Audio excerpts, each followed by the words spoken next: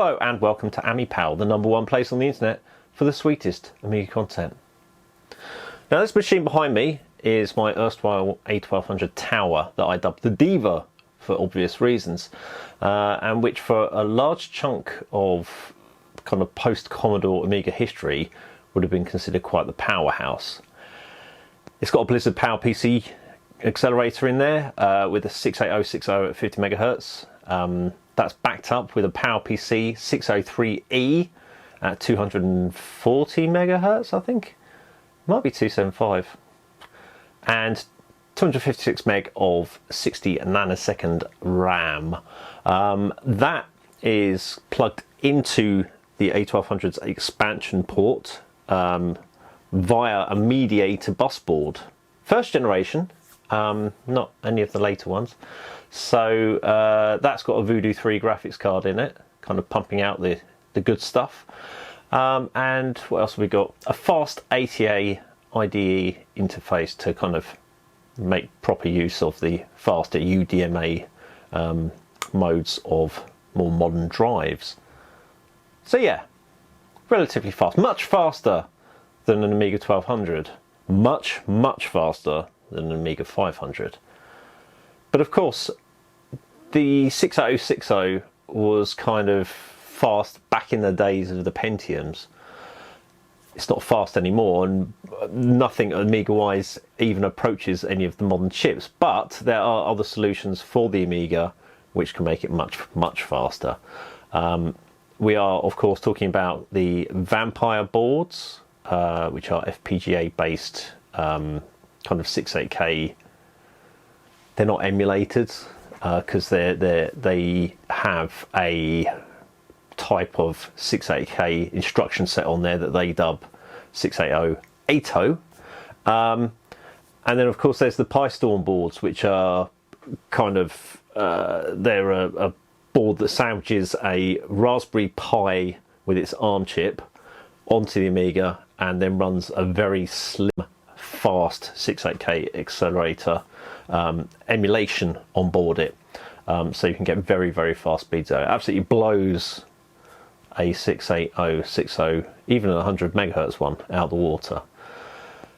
So you think I'll be showing you one of those today? No, I'm going to still remain with this because I do not want to change this at all. This is my machine and I love it the way it is.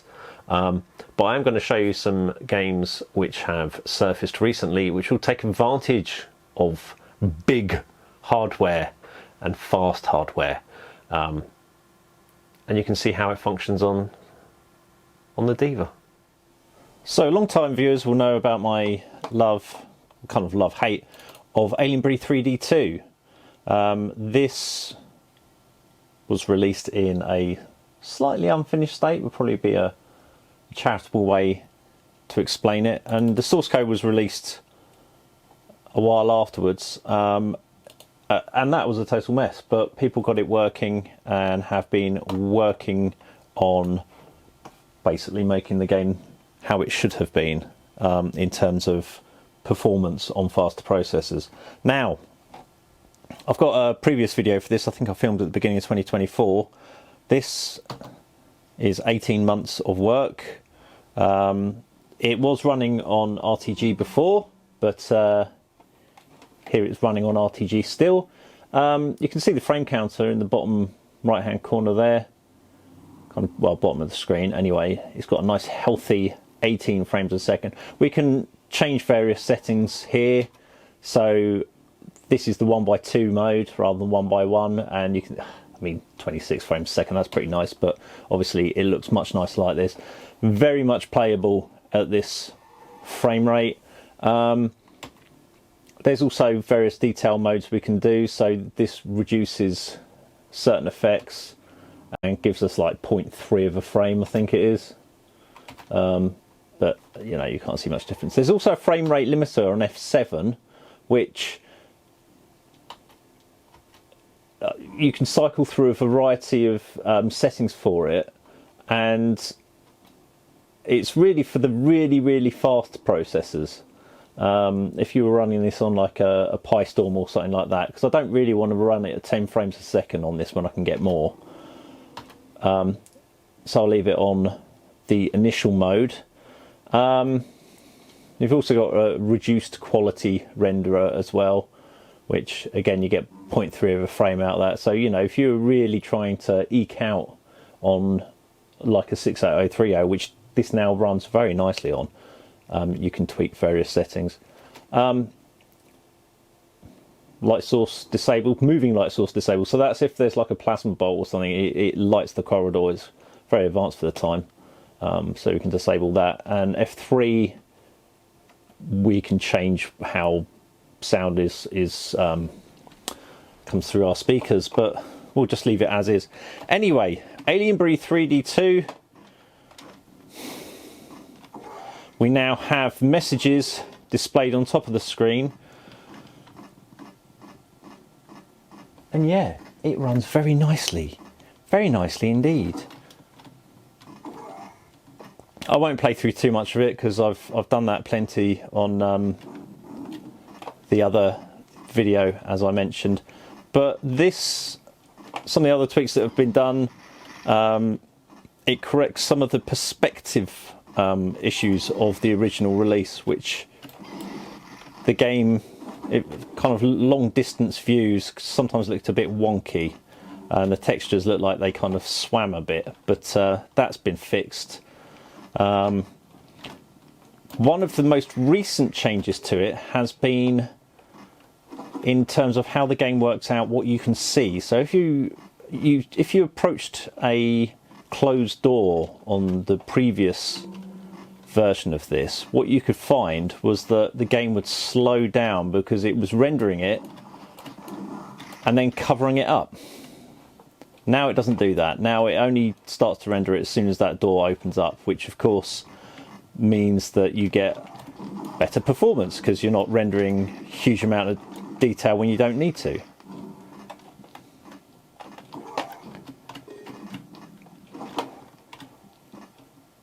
One thing I have gone back to the guys working on this with is that in full screen mode with this, I can't actually see any of my my stats for health or ammo, etc. With the right mouse button, you can cycle through available weapons, and you briefly see it kind of pop up here. But yeah, it needs to stay in place. If I hit F10 and go into the 2/3 screen mode, I mean, yeah, 40 frames a second here, it is buttery smooth. But obviously this is a much smaller screen. This is what you'd probably run it as on your 030.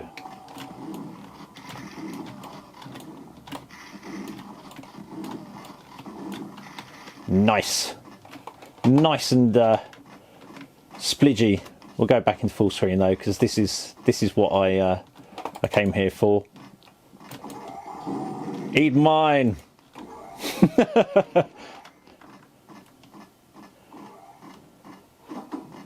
There is a level pack for this, which Carlos has been working on this,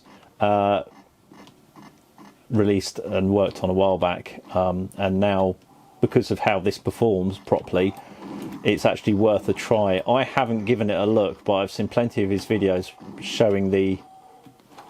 There it is. Plenty of his videos which actually show it. So I might do another video about that in the future. But this, yep, if you haven't played it in a few months, you haven't tried the most recent iteration at all, you will be pleasantly surprised. I've mentioned the 030, my Blizzard 1230 running at 50 megahertz. This, I mean, you would never have played it in 1x1 mode with the original Team 17 version, but with this you get a very nice frame rate at the in your 2/3 screen.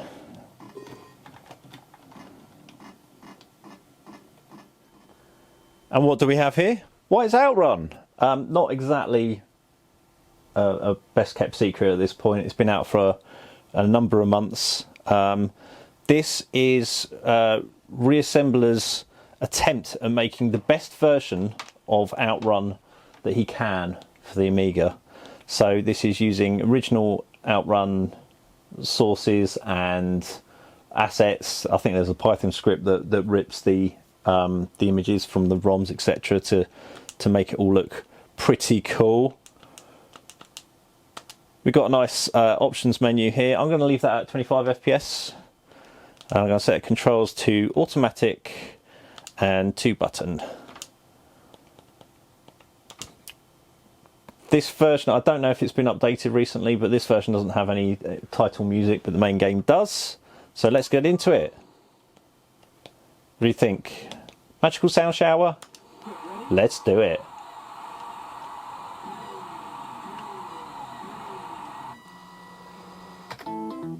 So if I hit F2, you can get the frames per second in the top right there. And this is my 50 MHz 68030, 50 MHz 68060 in the Blizzard PPC. So it's not the fastest chip RAM access, but we are getting quite a consistent 25 frames a second, which is very nice indeed. This is why I left it at 25 rather than ramping up to 30, because it does dip slightly below 25 occasionally, but it is rather lovely. Look at that Sega sky, that's what you want to see, isn't it? The work that Reassembler's done on Reassembler, I don't know, converting the OutRun soundtrack to mod is rather lovely. There isn't any sound for the car currently in this version anyway, but this mod is perfect. Really using the power of Paula to pump out some nice bass. Let's go this way. So this is coded in pure assembler, and it shifts. I've played this on my Blizzard 1230, and this level in particular, when you go through here, it dips. It dips a lot. Absolutely fine with this. This is really nice. You can get this on Reassembler's itch.io page. I will put a link in the description. Please go and download and try it. I would highly suggest chucking in some cash as well, because although this is a labour of love, it deserves some monetary recompense. And I need money to fix up my Ferrari as well, so this doesn't run on RTG. This is pure AGA. Whether there are plans to pump out to an RTG screen as well, I don't know. I'm not entirely sure that this is system compliant in terms of writing to an Intuition screen. This might be properly banging the hardware with assembly language, so we'll see if that gets added in future. But in the meantime, even this release is simply magical. And finally we have the Settlers. The Settlers 2, in fact, a game that we never thought would be ported to the Amiga. And not just ported, but we get the gold edition as well. Let's load up my game. Many people played this over the years via Mac emulation with either Basilisk or Shapeshifter. I never got that reliably working on the Amiga. My Diva always seemed to want to, well, corrupt the partition it was reading or writing from, so I gave that up as a bad idea. But here it is, the Settlers 2 in all its glory. This was announced probably about 4 or 5 months ago, and it came as a real shock, because it was like, what on earth? When did this happen? Because you know, as I've already mentioned, I don't think anyone ever expected this to come out on the Amiga. It needs a bit of a beefy Amiga to run it though, but that's the purpose of this particular episode, isn't it? As I've mentioned before, I've got a PowerPC, Blizzard PowerPC accelerator in there. So it's a 603E running at 240 megahertz, and at 640 by 480 it's averaging somewhere between 10 and 11 frames a second depending on what's going on, which is entirely playable. I think the original Settlers ran at sub 10 frames a second, probably 5 or something on the A500, so it's not exactly a fast-paced shooter, is it? And I'm dead chuffed that they actually saw fit to supply a Warpos executable for this. There's a 68K version which needs a fast 060, so I haven't even tried this on my 50 megahertz because I've been reading people running it on 100 megahertz 68060s and it struggles. So the fact I've got the PowerPC to do some of the hard work is brilliant. Plus it's another bit of software for the PowerPC.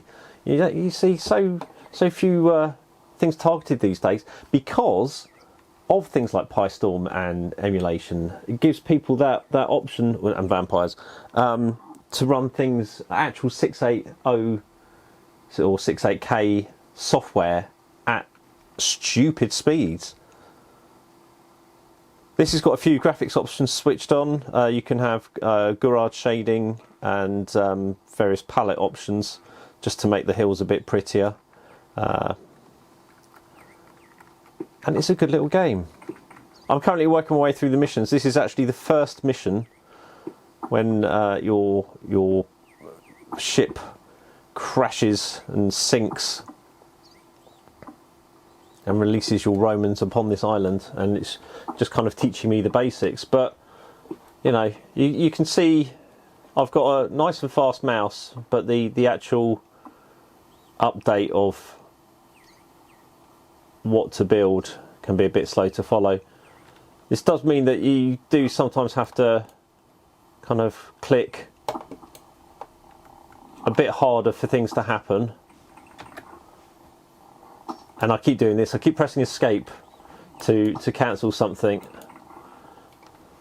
It'd be a bit of a nice shortcut. But it's lovely. This, as I've mentioned, the 640 by 480, other resolutions are available.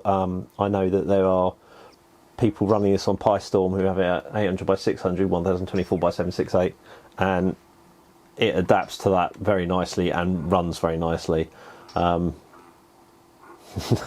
had a comment basically say, "Oh yeah, I get 30 to 40 FPS in 800 by 600," and I just think, bully for you. You're running an incredibly modern CPU in your Amiga that has none of the limitations and necessary bottlenecks that the Blizzard PowerPC inflicts on the 603E. The PowerPC in this has something called context switching, so that whenever it has to pass information between the PowerPC to the 68K and vice versa, it clears caches. So you're constantly having to repopulate those caches. And it's sharing memory between the two architectures. And it's only 60 NS, which is fast in Amiga terms, but if you've got a Raspberry Pi with memory on board, it's going to absolutely blitz it, isn't it? And I think that's where half the speed of all the benchmarks come from. And finally, I don't really want to labour the point, but while I'm going, Pistorm has a native RTG on it. So again, this ultra fast memory, direct access to a very fast 2D graphics card. Of course it's going to be quick. There is a lower resolution supplied with this, which will display at 320 by 240. I haven't actually run this in the native resolution yet. Again, this is going through the Voodoo 3. And that runs very nicely. I get the 35 FPS on that, but this is a game where all of the sprites are twice the size that they were in the original Settlers. So you need a bit more screen real estate. Oh look, My barracks has been occupied.